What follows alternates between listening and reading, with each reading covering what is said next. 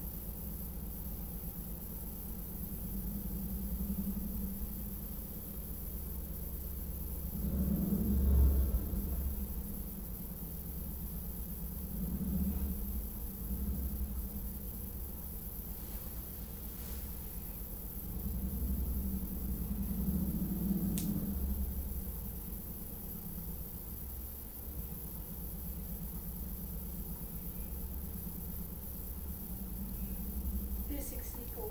Okay, that's really good. We like our patient's pulse rate to be between 60 to 100 beats per minute, so that's in a normal range. Now using my clock, I'm going to palpate it also, but I'm going to do it for 30 seconds and multiply it by 2 since it is in a normal range, okay?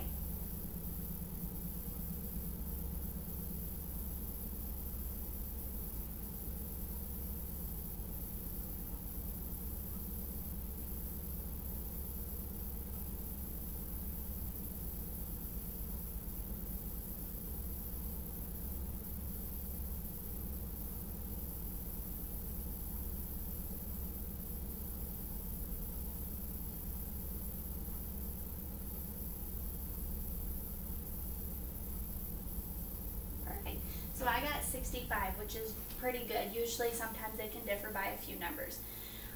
So now that you've accurately located it on your left arm, you can also find it on your right arm if you ever happen to need it. You just use your left index finger and middle finger and place it on your right. Yep.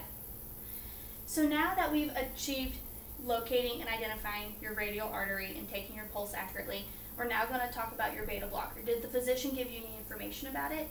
He just said that I had high blood pressure. Okay. So with the beta blocker, it's intended to help lower high blood pressure when it starts to get elevated, which is why the physicians put you on it.